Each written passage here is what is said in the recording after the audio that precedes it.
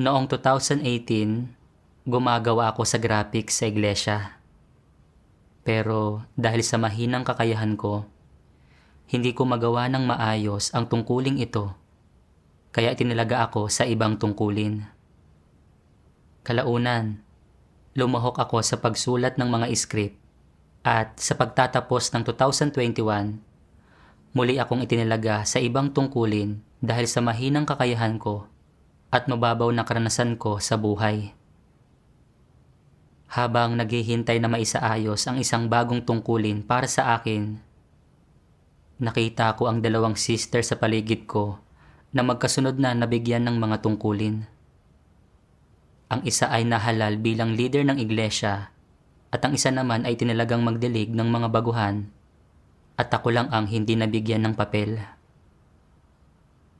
Habang nakikita kong abala ang mga sisters sa kanilang mga tungkulin, nakaramdam ako ng kaunting pagkabalisa.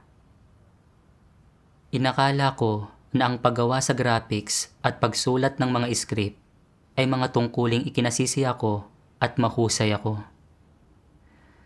Pero ngayong itinalaga ako sa ibang tungkulin dahil sa mahinang kakayahan ko, anong tungkulin pa ang magagawa ko ngayon? Pagdidilig ng mga baguhan? Hindi ko naunawaan ang katotohanan. Pangangaral ng ebanghelyo? Asiwa ako sa aking pananalita at hindi mahusay sa pakikipag-usap sa mga tao. Maaring nakita ng mga leader ang mahinang kakayahan ko at hindi nila alam kung anong tungkulin ang isasaayos para sa akin. Habang papalapit sa pagtatapos ang gawain ng Diyos, wala akong magawang anumang tungkulin o maihandang anumang mabubuting gawa. Kaya paano ako maililigtas? Habang iniisip ko ito, lalo akong hindi mapalagay. Kalaunan, makalipas ang halos isang buwan, nagsaayos na sa wakas ang mga leader ng tungkulin para sa akin. Itinalaga ako para gawin ang gawain ng pag-aalis mula sa iglesia. Naging napakasaya ko. Iniisip na sa pagkakataong ito, tiyak na magsisikap ako para gawin ng maayos ang aking tungkulin. Pero sa pagsasagawa, napagtanto kong hindi ko kailanman maaarok ang mga prinsipyo. Makailang ulit kong pinag-aralan ang dokumento ng pag-aalis, pero hindi ko pa rin alam kung paano ito tatasahin at kaklasipikahin. Minsan, nagbigay ang mga leader ng isang dokumento ng pag-aalis para suriin. At pagkatapos itong basahin ng lahat, isa-isa nilang ibinahagi ang kanilang mga opinyon. Pero hindi ko man lang maalala ang lahat ng impormasyon sa dokumento, lalo na ang makapagbigay ng opinyon. Pakiramdam ko ay wala akong magawa at naging negatibo ako.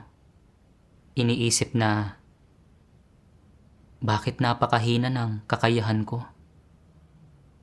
Mukhang hindi ko rin magagawa ng matagal ang tungkuling ito. Nang hindi ko namamalayan, medyo nasiraan ako ng loob.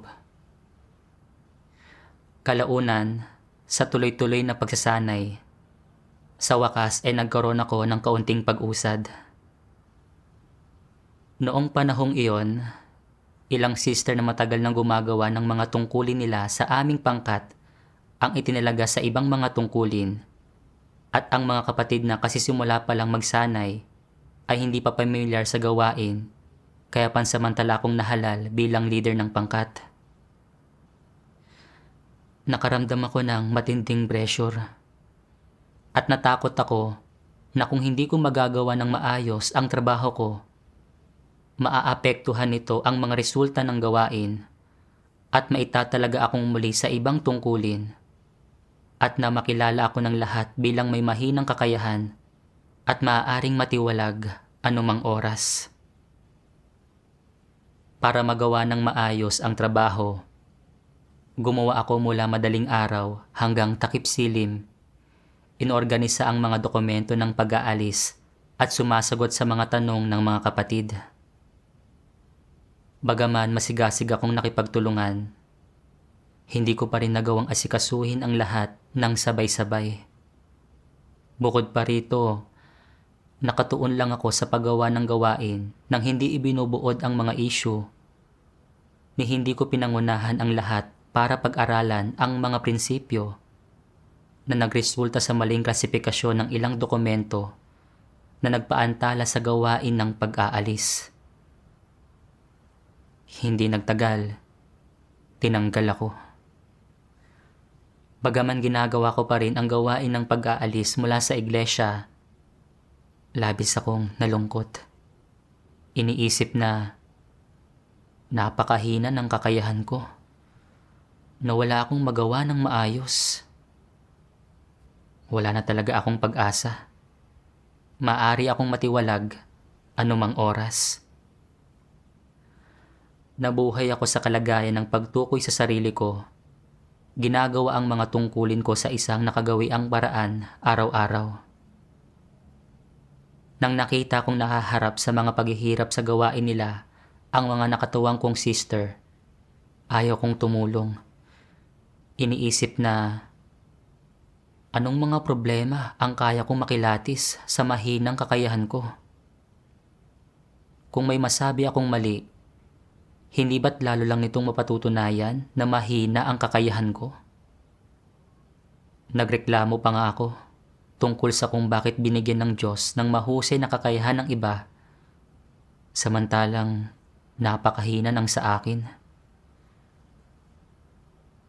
Noong panahong iyon, pinaalalahanan ako ng mga kapatid na pagtuunan ang buhay pagpasok at na magsulat ng mga artikulong patotoong batay sa karanasan kapag may oras ako. Pero naisip ko, ang buhay pagpasok ay isang bagay na makakamit lang ng mga taong may mahusay na kakayahan. Sa mahinang kakayahan ko, ano pa ba ang magagawa ko bukod sa maglaan ng kaunting pagsisikap? Bahala na. Dahil inorden ng Diyos na mahina ang kakayahan ko, magpapasakop na lang ako at magsisikap ng kaunti sa iglesia. Medyo sinukuan ko ang sarili ko. Kalaunan, napagtanto kong mali ang aking kalagayan, kaya nanalangin ako sa Diyos. O Diyos, ayaw kong umabot sa punto na matitiwalag ako. Gusto ko ring pagtuunan ang buhay pagpasok at hangarin ng katotohanan. Pero sa mahina kong kakayahan, hindi ko man lang alam kung paano hahanapin ang katotohanan. O Diyos, pakiusap, bigyang liwanag at gabayan mo ako para maitama ang kalagayang ito. Isang araw, habang iniisip ko ang aking mga issue, bigla kong naalala ang isang linya mula sa isang awitin. Kahit mahina ang kakayahan ko, mayroon akong tapat na puso. Naalala kong detalyadong ibinahagi ng Diyos ang tungkol sa linyang ito, kaya kaagad kong hinanap at binasa ang sipi ng mga salita ng Diyos na ito. Sabi ng makapangyarihang Diyos. Sinasabi ng susunod na linya ng awit, kahit mahina ang kakayahan ko, mayroon akong tapat na puso. Ang mga salitang ito ay napakatotoo pakinggan at sinasabi ng mga ito ang isang hinihingi ng Diyos sa mga tao. Anong hinihingi? Na kung kulang sa kakayahan ang mga tao, hindi pa naman ito ang katapusan ng mundo. Pero dapat silang magtaglay ng tapat na puso at kung mayroon sila noon, makatatanggap sila ng pagsang-ayon ng Diyos. Ano man ang iyong sitwasyon o pinagmulan, dapat kang maging matapat na tao, magsabi ng tapat, kumilos ng tapat, Gumampan ng iyong tungkulin ng buong puso at isipan. Maging tapat sa iyong tungkulin. Hindi mag-shortcut. Hindi maging tuso o mapaninlang na tao. Hindi magsinungaling o manlinlang. At hindi magpaligoy-ligoy sa pagsasalita. Kailangan mong kumilos ayon sa katotohanan at maging isang taong naghahangad sa katotohanan. Maraming tao ang nag-iisip na mababa ang kanilang kakayahan at hindi nila kailanman maayos na nagagampanan ang kanilang tungkulin o naaabot ang pamantayan. Ibinubuhos nila ang lahat-lahat nila sa kanilang ginagawa. Ngunit hindi nila kailanman maunawaan ang mga prinsipyo at hindi pa rin sila makapagbunga ng napakagagandang resulta. Sa huli, ang nagagawa na lamang nila ay dumaing na sadyang napakababa ng kanilang kakayahan at sila ay nagiging negatibo. Kaya, hindi na ba makasusulong kung mababa ang kakayahan ng isang tao? Ang pagkakaroon ng mababang kakayahan ay hindi isang nakamamatay na sakit at hindi kailanman sinabi ng Diyos na hindi niya ililigtas ang mga taong may mababang kakayahan. Tulad ng sinabi noon ng Diyos, nagdadalamhati siya sa mga taong matatapat ngunit mangmang. Anong ibig sabihin ng pagiging mangmang? Sa maraming kaso, ang kamangmangan ay nagmumula sa pagiging mababa ang kakayahan. Kapag mababa ang kakayahan ng mga tao, may mababaw silang pag-aunawa sa katotohanan. Hindi ito sapat na partikular o praktikal at kadalasang limitado ito sa isang paimbabaw o literal na pag-aunawa. Limitado ito sa doktrina at mga regulasyon. Iyon ang dahilan kung kaya't hindi nila makita ng malinaw ang maraming problema at hindi kailanman maunawaan ang mga prinsipyo habang ginagampanan nila ang kanilang tungkulin o mahusay na magawa ang kanilang tungkulin. Ayaw ba ng Diyos kung gayon sa mga taong may mababang kakayahan? Gusto niya. Anong landas at direksyon ang itinuturo ng Diyos na tuntunin ng mga tao? Na maging isang matapat na tao. Pagkabasa ng mga salita ng Diyos, naunawaan ko na ang mahinang kakayahan ay hindi isang nakamamatay na sakit, at na ang mahalaga ay ang pagkakaroon ng matapat na puso na nagmamahal sa katotohanan. Maaaring hindi makapaggamit ang gayong mga tao ng napakagagandang resulta sa kanilang tungkulin dahil sa mga isyu sa kanilang kakayahan, pero nakaharap ang puso nila sa Diyos at ginagawa nila ang lahat ng kanilang makakaya para gampanan ng buong husay ang kanilang tungkulin. Sa ganitong paraan, malulugod ang Diyos. Naisip ko na kahit mahina ang kakayahan ko, hindi ako pinagkaitan ng iglesia ng pagkakataong gawin ang tungkulin ko, kundi sa halip ay tinalaga ko nito sa ibang tungkuling angkop sa akin batay sa kakayahan ko. Kailangan kong magpasakop sa mga pamamatnugot at pagsasaayos ng Diyos. Harapin ang tungkuling ito mula sa Diyos ng may matapat na puso at gawin ang pinakamahusay ko sa bagay na kaya kong gawin. Pero hindi ako pumasok mula sa isang positibong perspektiba. Dahil nang makita kong hindi kaagad nagsaayos ang mga leader ng tungkulin para sa akin, inakala ko na dahil ito sa sobrang hina ng kakayahan ko, kaya hindi nila alam kung anong tungkulin ang isasaayos nila para sa akin. Dahil dito, ginugol ko ang mga araw ko sa pagkakalugmok sa pagiging negatibo at maling pagkaunawa. Nag-aalala tungkol sa aking hinaharap at tadhana. Ang kakulangan ko ng kapabilidad sa gawain ang pumigil sa akin para magawa ang tungkulin ng isang leader ng pangkat at ang pagtalaga sa akin ng mga leader sa ibang tungkulin ay pawang sa ikabubuti ng gawain ng iglesia. Pero inakala ko na paraan ito ng Diyos para ibunyag ako, kaya sinukuan ko na lang ang aking sarili. Nang makita ko na ang mga nakatuwang kong sister ay naharap sa mga problemang hindi nila nauunawaan, hindi ko ginustong masangkot. Nang sinabihan ako ng mga kapatid na magsanay sa pagsulat ng mga artikulong patotoong batay sa karanasan, hindi ko rin ginustong makipagtulungan. Naramdaman ko na dahil sa aking kakayahan, gaano man ako magsikap, magiging puntirya pa rin ako ng pagtitiwalag sa hinaharap. Kaya ayaw kong hangarin ang katotohanan at nakontento na lang ako sa paglalaan ng kaunting pisikal na pagsisikap sa iglesia. Malayo ang pag-uugali ko sa wangis ng isang matapat na tao. Nang mapagtanto ko ito, nagsisi ako na mali ang naging pagkaunawa ko at na nagreklamo ako tungkol sa Diyos at ginusto kong makaalis sa maling kalagayang ito.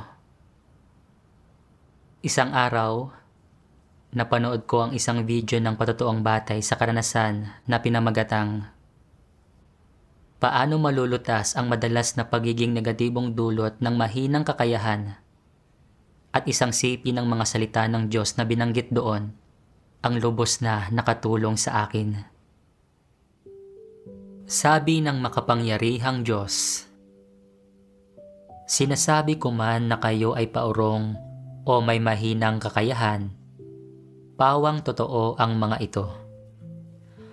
Ang pagsasabi ko nito ay hindi nagpapatunay na binabalak kong talikuran kayo, na nawalan na ako ng pag-asa sa inyo, lalong hindi na ayaw kong iligtas kayo. Naparito ako ngayon upang gawin ang gawain ng pagliligtas sa inyo, na ang ibig sabihin ay ang gawain na aking ginagawa ay isang pagpapatuloy ng gawain ng pagliligtas. Ang bawat tao ay may pagkakataon upang magawang perpekto. Basta't ikaw ay handa, basta't patuloy kang naghahangad, sa huli ay magagawa mong makamit ang resultang ito at walang sinuman sa inyo ang matatalikuran.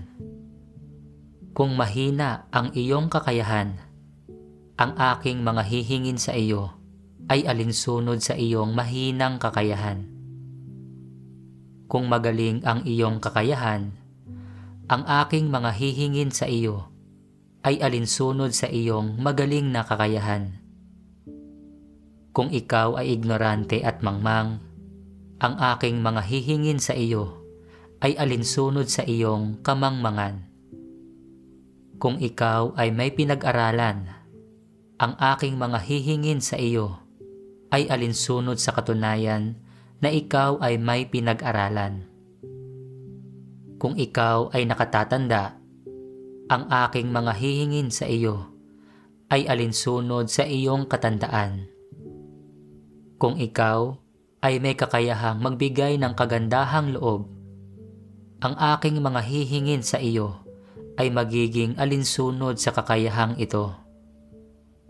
Kung sinasabi mong hindi ka makapagbibigay ng kagandahang loob at magagampanan mo lamang ang isang partikular na tungkulin, maging ito man ay pagpapalaganap ng ebanghelyo o pag-aalaga sa iglesia o pag-aasikaso sa iba't ibang mga pangkalahatang usapin, ang aking pagpeperpekto sa iyo ay magiging alinsunod sa tungkulin na iyong ginagampanan.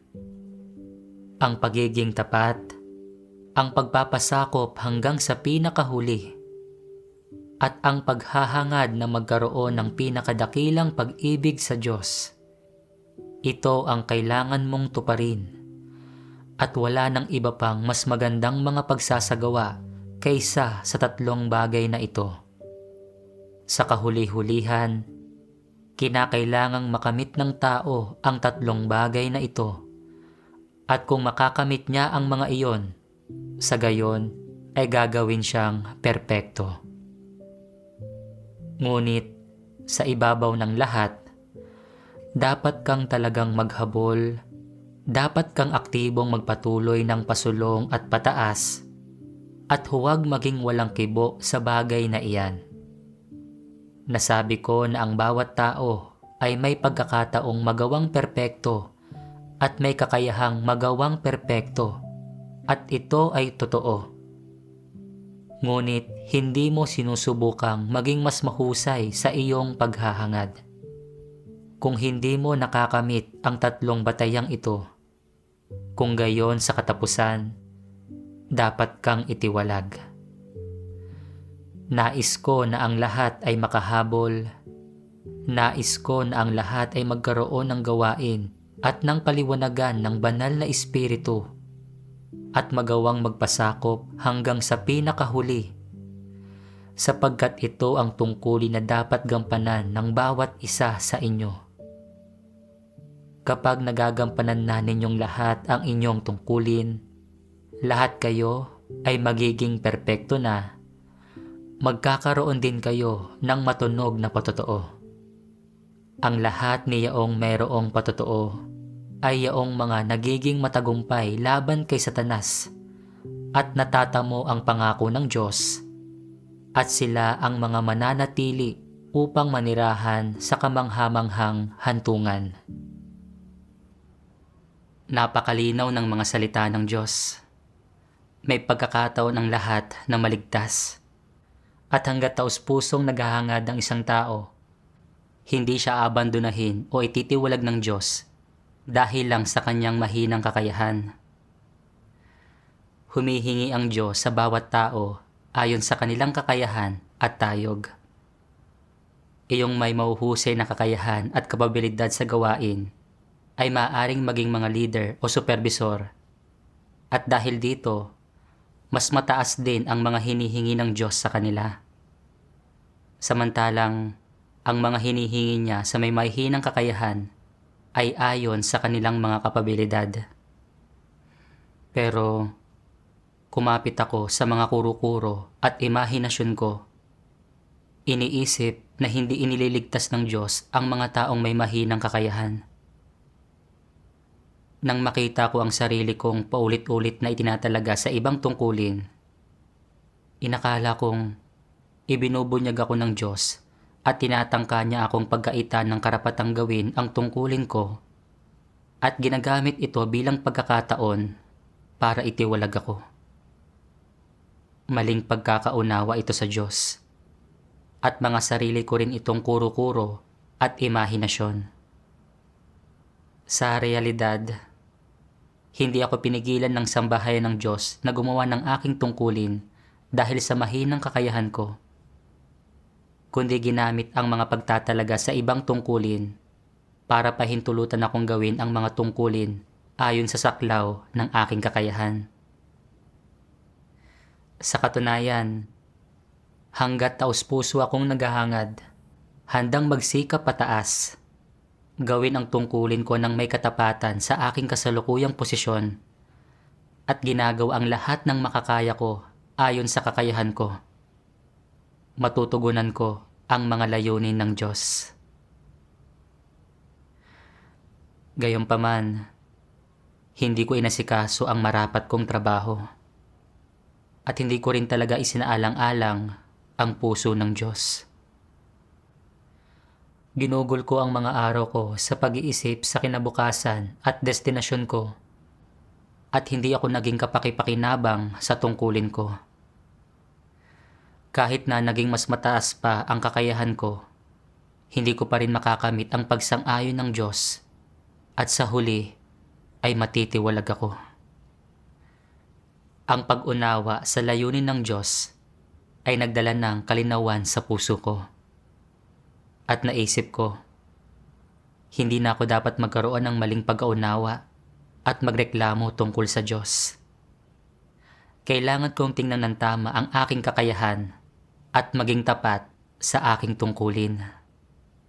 Kahit na isang araw, maitalaga akong muli sa ibang tungkulin dahil sa mahinang kakayahan ko, Dapat kong harapin ito ng tama at huwag magkaroon ng maling pagkaunawa o maging mapagbantay laban sa Diyos. Kalaunan, sa isa sa aking mga devosyonal, nakabasa ako ng 2 sipi ng mga salita ng Diyos na nagbigay sa akin ng kaunting pagkaunawa sa ugat ng palagian kong pagiging negatibo dahil sa mahinang kakayahan. Sabi ng makapangyarihang Diyos, nananampalataya ang mga tao sa Diyos upang pagpalain, magantimpalaan, at makoronahan. Hindi ba't umiiral ito sa puso ng lahat? Isang katunayan na umiiral nga ito. Bagamat hindi ito madalas tinatalakay ng mga tao at pinagtatakpan pa nga ang kanilang motibo at ninanais na magtamo ng mga pagpapala, ang paghahangad at motibong ito sa kaibuturan ng puso ng mga tao ay kailanman ay hindi matinag-tinag. Gaano man karaming espiritual na teorya ang nauunawaan ng mga tao, anumang kaalaman na batay sa karanasan ang mayroon sila, anumang tungkulin ang kaya nilang gampanan, gaano mang pagdurusa ang tinitiis nila, o gaano man ang halagang binabayaran nila, hinding-hindi nila binibitawan ang motibasyon para sa mga pagpapala na nakatago sa kaibuturan ng kanilang mga puso at laging tahimik na nagpapakapagod para dito. Hindi ba't ito ang bagay na nakabaon sa pinakakaibuturan ng puso ng mga tao? Kung wala ang motibasyong ito na tumanggap ng mga pagpapala, ano ang mararamdaman ninyo? Sa anong saloobin ninyo gagampanan ang inyong tungkulin at susundan ang Diyos? Ano kaya ang mangyayari sa mga tao kung mawawala ang motibasyong ito na tumanggap ng mga pagpapala na nakatago sa kanilang puso? Posible na magiging negatibo ang maraming tao, samantalang ang ilan ay mawawalan ng gana sa kanilang mga tungkulin. Mawawalan sila ng interes sa kanilang pananampalataya sa Diyos na para bang naglaho ang kanilang kaluluwa. Magmumukha silang inalisan ng kanilang puso. Ito ang dahilan kung bakit sinasabi kong ang motibasyon para sa mga pagpapala ay isang bagay na nakatago sa kaibuturan ng puso ng mga tao. May isang kasabihan sa mga walang pananampalataya: walang libreng tanghalian. Tinataglay rin ng mga antikristo ang ganitong lohika. Iniisip nila, kung gagawa ako para sa iyo, ano ang ibibigay mo sa akin bilang kapalit? Anong mga pakinabang ang matatamo ko?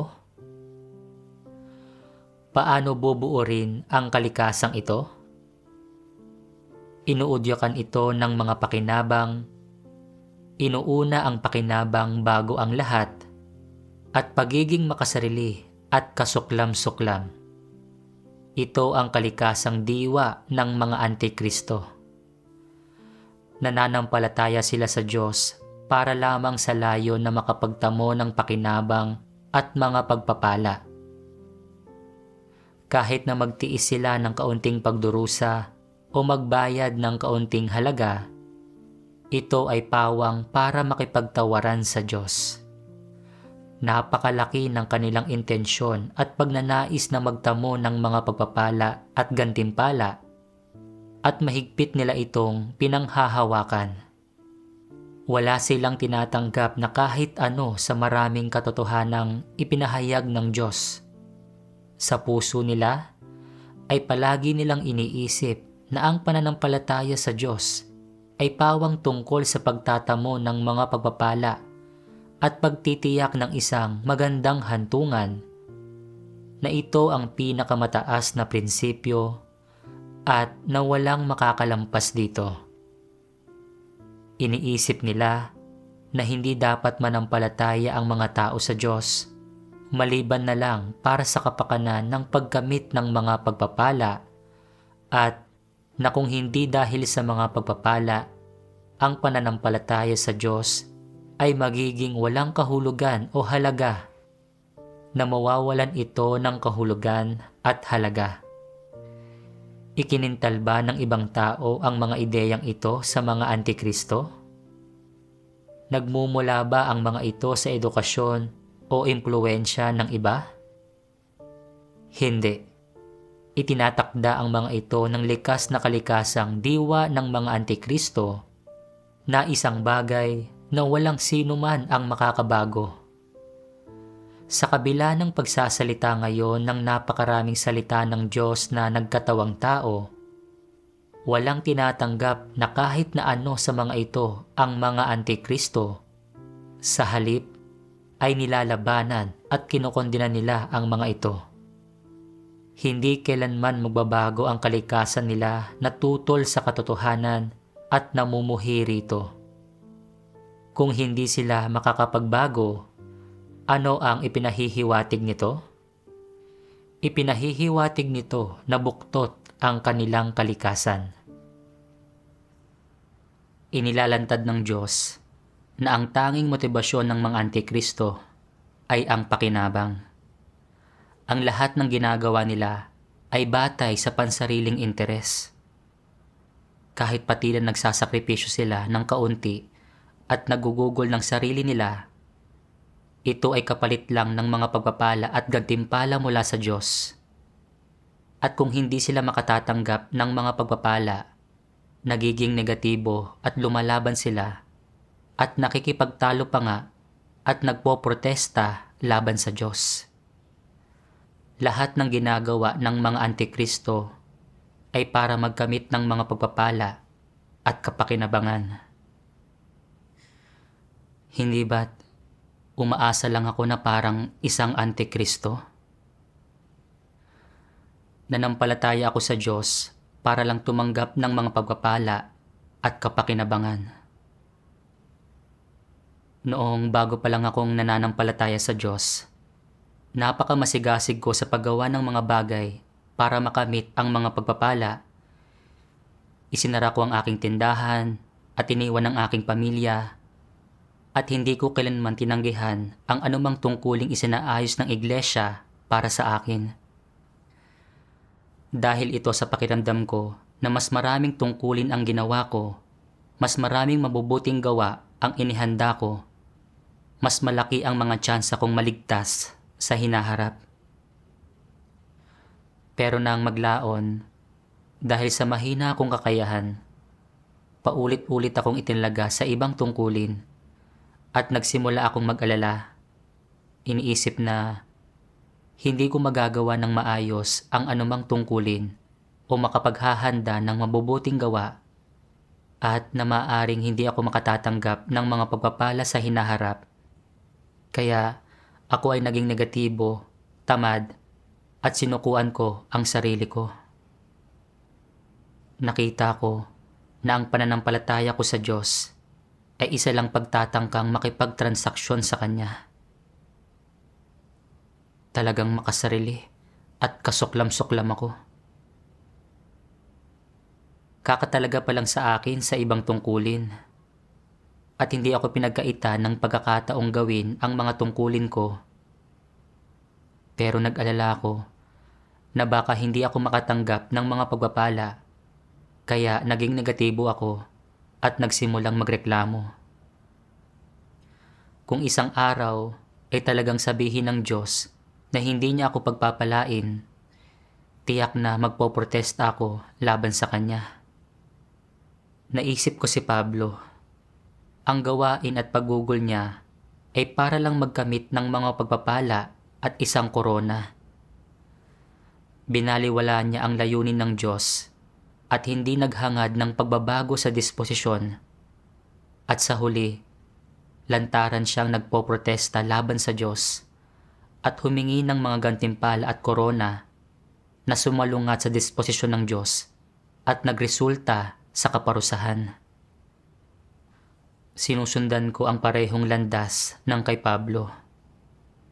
At kung hindi ko pinagtuunan ang paghangad sa katotohanan at tilutas ang marurumi kong intensyon sa paghahanap ng mga pagpapala, hindi ito magiging isang simpleng usapin tulad ng pagkakatanggal o pagtatalaga sa ibang tungkulin. Kundi sa halip ay hahantong ito sa paglaban ko sa Diyos tulad ni Pablo at matitiwalag ako. Ayaw kong magpatuloy sa maling landas na ito. Kaya nanalangin ako sa Diyos, handang magsisi. Kalaunan, nabasa ko ang isang sipi ng mga salita ng Diyos. Pinagpapasyahan ko ang hantungan ng bawat tao, hindi batay sa gulang, senyoridad, dami ng pagdurusa, at lalong hindi batay sa kung gaano siya kaawa-awa, kundi batay sa kung taglay niya ang katotohanan. Wala nang ibang pagpipilian kundi ito. Dapat ninyong matanto na parurusahan ang lahat ng hindi sumusunod sa kalooban ng Diyos. Isa itong bagay na hindi mababago ng sino mang tao. Pagkabasa ng mga salita ng Diyos, napagtanto ko na sinusukat ng Diyos kung maliligtas ba ang isang tao, hindi batay sa kakayahan nito, kundi kung pinagtutuunan ba nito ang paghahangad sa katotohanan sa proseso ng pagsunod sa Kanya, kung nilulutas ba nito ang iba't iba nitong walang katotohanang mga kaisipan at pananaw at mga tiwaling disposisyon, at kung magiging kaayon ito sa Diyos. Gaano pa man kahusay ang kakayahan ng isang tao, kung hindi niya hinahangad ang katotohanan o hindi binabago ang kanyang disposisyon, sa huli ay ititiwalag siya. Bagaman may ilang taong may mahinang kakayahan, hanggat may matapat silang puso at handang magsagawa ayon sa mga katotohanang prinsipyo sa lahat ng bagay, sasang-ayunan sila ng Diyos. May mahusay o mahinang kakayahan man ng isang tao, kinakailangan ng lahat na maghangad sa katotohanan at pagtuunan ang pagbabago sa kanilang disposisyon. Hindi ang mga panlabas na kondisyon, pagsisikap, at paggugol ang makapagtatakda sa kalalabasan at destinasyon ng isang tao. Ang susi ay kung masusundan ng isang tao ang daan ng Diyos at maisasabuhay ang realidad ng kanyang mga salita. Hindi ko naunawaan ang matuwid na disposisyon ng Diyos. Nang nakita ko ang sarili ko na ilang ulit na itinalaga sa ibang mga tungkulin dahil sa mahina kong kakayahan, naisip ko na kahit gaano ako magsikap, mauuwi rin sa wala ang lahat dahil sa mahinang kakayahan ko, at sa huli ay matitiwalag din ako. Kaya naging negatibo at mapagbantay ako, at ibinunton ko pa nga ang pagdismaya ko sa aking mga tungkulin. Hindi ko hinangad ang katotohanan at hinanap lang ang mga pagpapala, at hindi talaga nagbago ang tiwali kong disposisyon. Ni hindi man lang ako makapagpasakop sa isang simpleng pagtatalaga sa akin sa ibang mga tungkulin. Kaya paano ako magsasalita tungkol sa pagkakaligtas?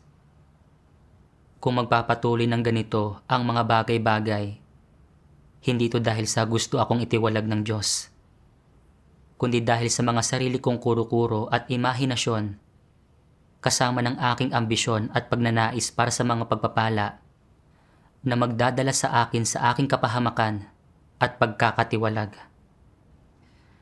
Nakita ko na ang hindi pagtingin sa mga usapin ayon sa mga salita ng Diyos ay tunay na sumisira sa pananampalataya ng isang tao. Isang araw, nabasa ko ang isang sipi ng mga salita ng Diyos na lalong nagbigay linaw sa aking puso. Sabi ng makapangyarihang Diyos, Bakit pa unang itinadhana ng Diyos na magkaroon ang mga tao ng lahat ng uri ng mga kakayahan? Bakit hindi binibigyan ng Diyos ang mga tao ng perpektong kakayahan?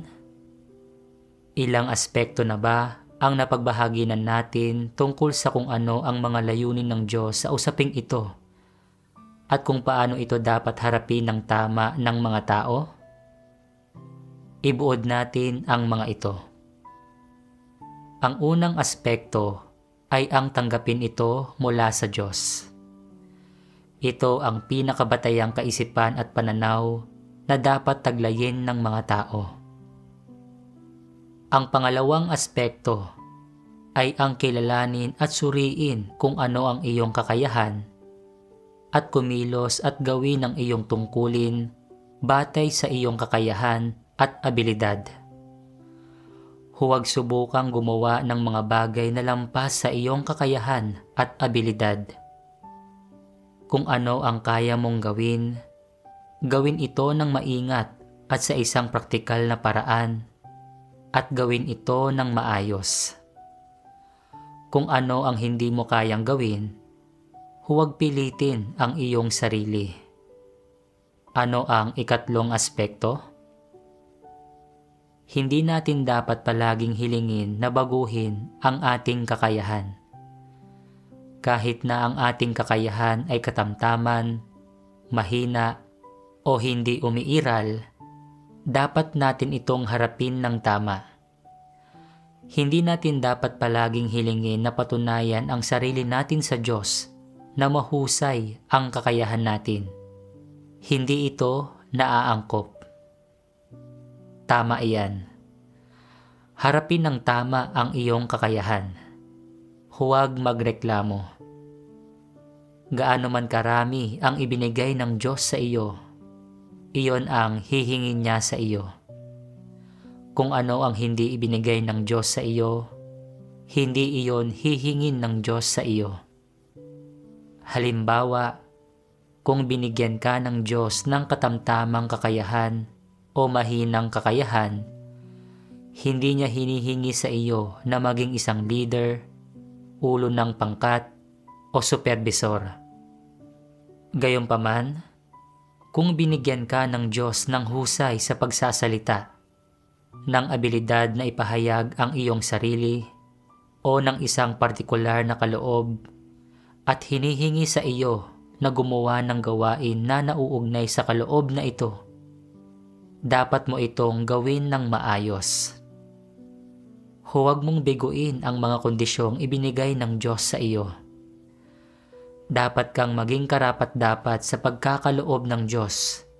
Nang ganap itong ginagamit at inilalapat ito ng maayos, inilalapat ito sa mga positibong bagay at naglalabas ng mahahalagang resulta ng gawain na kapakipakinabang sa sangkatauhan. Magiging napakahusay na yon, hindi ba? Dagdag pa rito, dapat mong malaman na ang Diyos ay may mabubuting layunin sa pagbibigay sa mga tao ng iba't ibang kakayahan. Dahil mismo gusto kang iligtas ng Diyos, hindi kanya binigyan ng labis-labis na mahusay na kakayahan. Naglalaman ito ng masidhing layunin ng Diyos. Ang pagbibigay sa iyo ng Diyos ng katamtaman o mahinang kakayahan ay isang proteksyon para sa iyo. Kung ang mga tao ay may sobra-sobrang mahusay o ekstraordinaryong kakayahan, magiging madali para sa kanila na sumunod sa mundo at kay Satanas, at hindi sila madaling mananampalataya sa Diyos. Tingnan ang mga namumukod-tangi sa iba't ibang industriya at larangan sa mundo. Anong uri sila ng mga tao? Lahat sila ay mga tusong tagapagpakana, mga demonyong hari na mapanggulo. Kung sasabihin mo sa kanila na manampalataya sa Diyos, iniisip nila na walang kahahantungan ang pananampalataya sa Diyos. Tanging ang mga taong walang kapabilidad ang nananampalataya sa Diyos. Ang mga taong may labis-labis na mahusay na kakayahan, magagaling na kapabilidad, at mga pinahusay na taktika ang nakukuha ni Satanas. Namumuhay sila ng ganap na ayon sa kanilang mga tiwaling disposisyon at ganap na para sa mundo. Ang gayong mga tao ay pawang mga diablong nagkatawang tao. Sabihin ninyo sa akin, inililigtas ba ng Diyos ang gayong mga tao? Hindi. Kaya, handa ba kayong maging isang demonyong hari na mapanggulo? O handa ba kayong maging mga ordinaryong tao? Mga taong may mahinang kakayahan, pero kayang tanggapin ang pagliligtas ng Diyos? Kung pipiliin mong maging payak at ordinaryong tao na may katamtamang kakayahan, na pinipili na huwag magtamasa ng isang magandang material na buhay sa buhay na ito, ayaw maging prominente, hindi napapansin sa mundong ito, at minamaliit ng lahat, pinipili na maging ganitong uri ng tao at pahalagahan o makamit ang pagkakataon para sa kaligtasan na ibinibigay ng Diyos sa mga tao. Kung ito ang pinipili mo, kung pipiliin mong maligtas at pipiliin mong hindi sumunod sa mundong ito, at sa puso mo ay ayaw mong mapabilang sa mundong ito, kundi gusto mong mapabilang sa Diyos, kung gayon, hindi mo dapat hamakin ang kakayahang ibinigay ng Diyos sa iyo.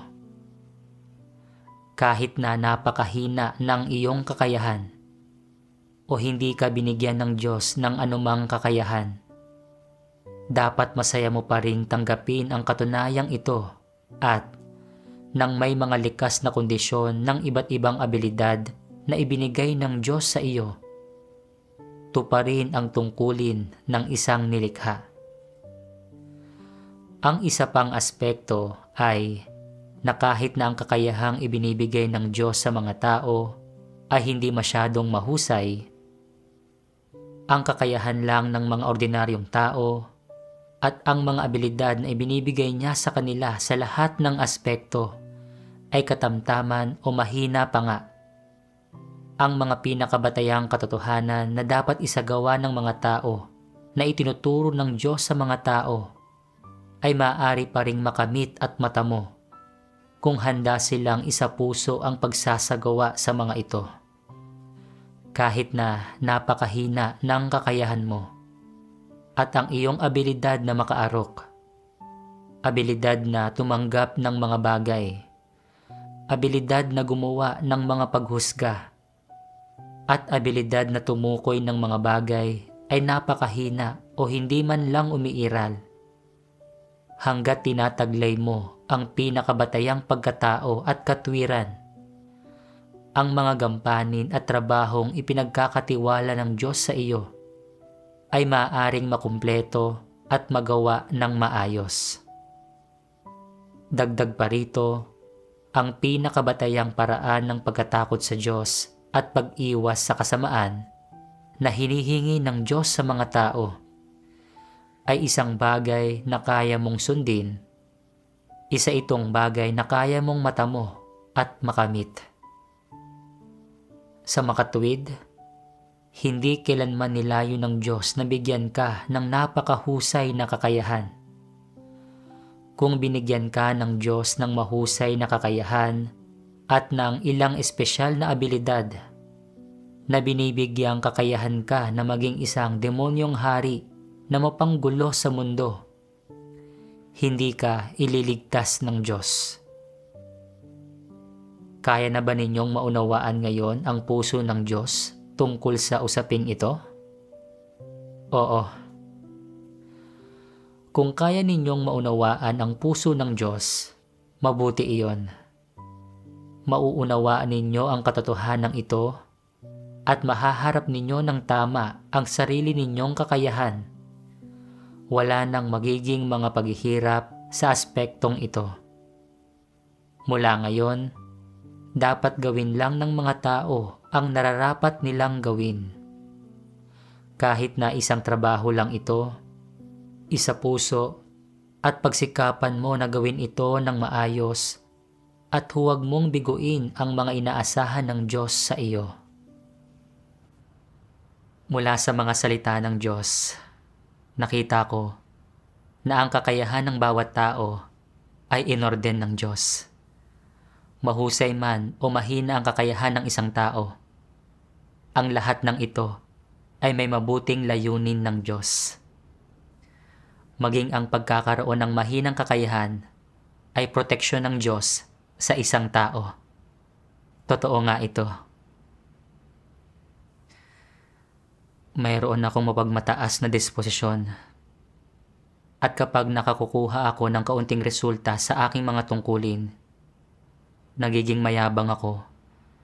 Pakiramdam ko ay mas magaling ako kaysa sa iba at hinahamak ko pa nga ang iba. Nais kong hangaan ako ng mga tao. Gaya ng idinidikta ng kalikasan ko. Kung nagkaroon sana ako ng mahusay na kakayahan, baka nauwi ako sa pagtahak sa landas ng isang antikristo. Bagaman ang kakayahan at mga kapabilidad ko sa gawain ay hindi kasing husay tulad ng sa mga nakatuwang kong sister, naaasikaso ko pa rin ang pag-oorganisa ng mga material ng pag-aalis. Kaya dapat kong gawin ang aking makakaya ayon sa mga hinihingi ng Diyos. Iorganisa ang mga material ng pag-aalis ayon sa mga prinsipyo at gamitin ang ipinagkaloob sa akin ng Diyos para mapalugod siya. Kalaunan, nakatanggap ako ng liham mula sa mga leader na nagsasabing may isang tungkulin kailangang agarang punan ng isang tao sa isang iglesia sa ibang rehiyon at na gusto nilang isaayos ang pagpunta ko roon. Pagkabasa ko ng liham, kapwa natuwa at nag-alala ako. Natuwa ako dahil ang paggawa sa tungkuling ito ang magpapaintulot sa aking magsanay pa at magiging kapaki-pakinabang ito para sa aking buhay pagpasok. Pero nag-alala ako, sa kakayahan kong ito, kakayanin ko bang gawin ito?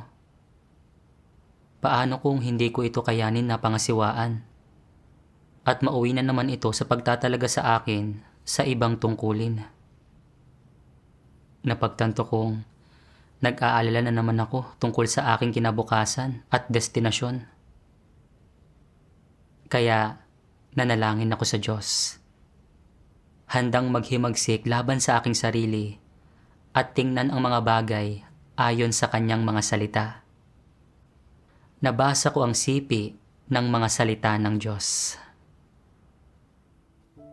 Kapag kaya ng mga tao na makatwirang harapin ang sarili nilang kakayahan at pagkatapos ay tumpak na tukuyin ang kanilang sariling posisyon, nakakamit nila ang kaluguran ng Diyos sa pamamagitan ng pagkilos bilang mga nilikhang gusto niya sa isang praktikal na paraan. Paggawa ng wasto sa dapat nilang gawin batay sa kanilang likas na kakayahan at paglalaan ng kanilang katapatan at buong pagsisikap. Pagkabasa ko sa mga salita ng Diyos, nakaramdam ako ng paglaya sa aking puso. Hindi ko na kayang patuloy na mag-alala at magplano tungkol sa aking hinaharap. Mula noon, dapat ay nakatuon na lang ako sa paggawa ng mga tungkulin ko ng may katapatan at sa mga bagay na hindi ko nauunawaan o hindi ko alam kung paano gawin. Dapat akong mas manalangin pa sa Diyos at humingi ng tulong sa mga kapatid. Kung isang araw ay hindi ko na talaga makayang tugunan ang mga hinihingi dahil sa aking mahinang kakayahan at may talaga muli sa ibang tungkulin, handa akong magpasakop. Sa pag-iisip na ito, tinanggap ko ang tungkuling ito. Bagaman marami pa ring pagkukulang at kahinaan sa aking mga tungkulin at maraming aspektong bigo akong isaalang-alang, Hindi na ako nalilimitahan ng aking mahinang kakayahan. At nakararamdam ako ng lubos na kapanatagan habang ginagawa ang mga tungkulin ko. Naranasan ko talaga na tanging sa pagtingin sa mga tao at bagay at pag-asal at pagkilos ng naayon sa mga salita ng Diyos at sa katotohanan ay makakamit ng isang tao ang paglaya at kalayaan. Kaunti pa lang ang karanasan kong ito sa ngayon at kailangan ko pa ring magsagawa at magdanas pa ng mga salita ng Diyos.